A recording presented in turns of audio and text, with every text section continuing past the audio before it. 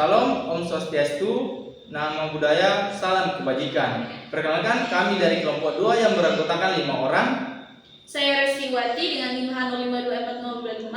Saya Dapat Maina dengan NIM H05240110. Saya Rikun Gilang Saputra dengan NIM H05240002. Saya Nufatia dengan NIM H05250118. Saya Nurahma dengan NIM H024033. Nah, di video kali ini kita akan menyampaikan hasil observasi kami, yaitu di Sekolah SD 12 Pangale untuk memenuhi tugas mata kuliah pengembang kurikulum yang diampu oleh Ibu Dr. Aziz Sendrawati Amri SPD MPD. Selamat menyaksikan.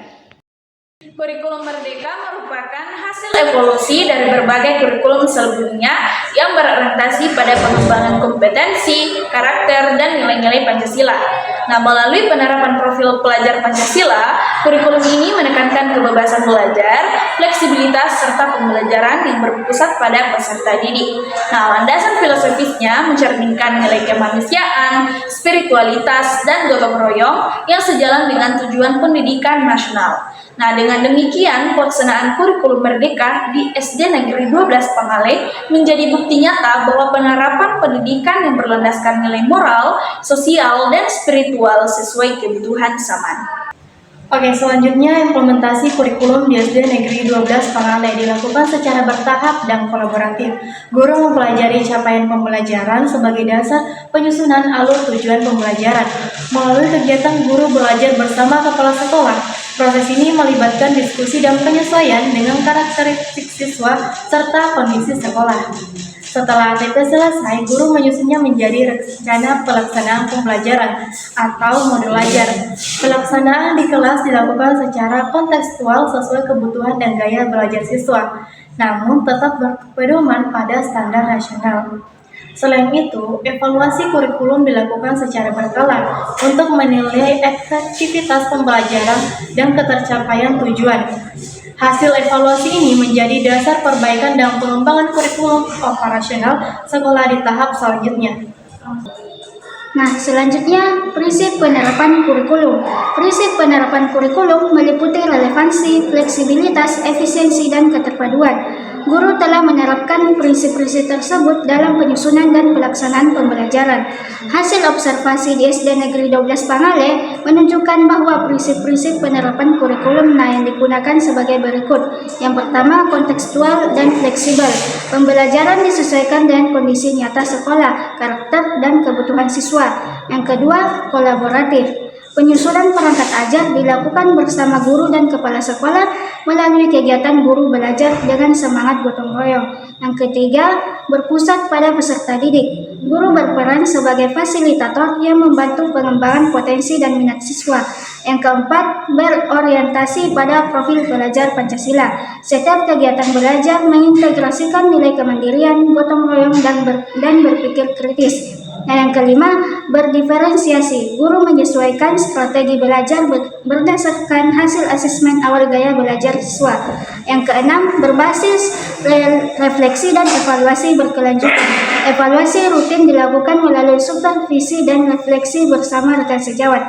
Dengan penerapan prinsip-prinsip ini, pembelajaran tidak hanya menekankan hasil akademik, tetapi juga penguatan karakter dan kompetensi peserta didik.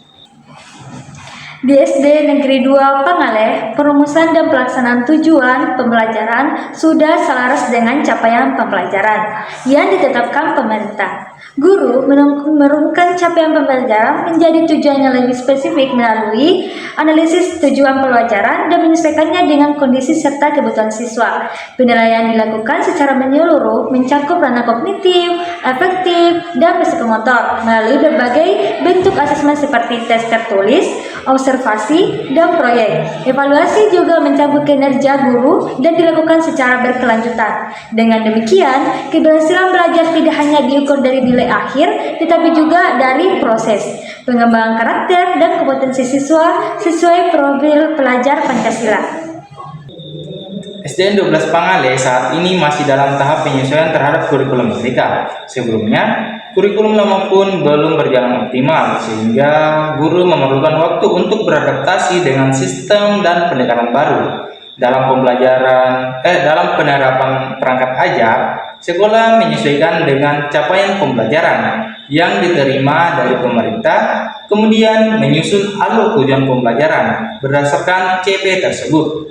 Sekolah juga berupaya mengintegrasikan 8 dimensi profil pelajar Pancasila dalam pembelajaran, antara lain beriman dan bertakwa, berkebinekaan global, bernalar kritis, kreatif, gotong royong, mandiri, sehat, dan mampu berkomunikasi dengan baik. Penyelesaian CP dilakukan dengan memahami isi CP, lalu mengkontekstualisasikannya sesuai kebutuhan dan kondisi siswa tanpa mengubah substansinya. Guru berperan merancang rencana pelaksanaan pembelajaran atau disingkat dengan RPP yang relevan dengan karakter peserta didik. Penyusunan CP, ATP, dan RPP dilakukan secara kolaboratif melalui kegiatan guru belajar setiap minggu di mana guru dan kepala sekolah berdiskusi untuk menyamakan persepsi.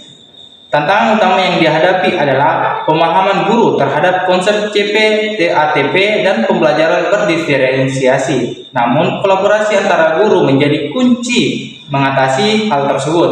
Secara umum, kurikulum Merdeka membawa dampak positif seperti fleksibilitas dan fokus pada kebutuhan siswa, meskipun masih ada tantangan seperti kedisiplinan dan adaptasi guru.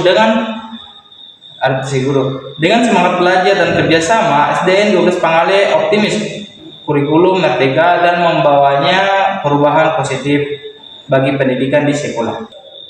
Tantangan utama yang dihadapi adalah pemahaman guru terhadap konsep CP, ATP, dan pembelajaran berdiferensiasi. Namun, kolaborasi antar guru menjadi kunci dalam mengatasi hal tersebut.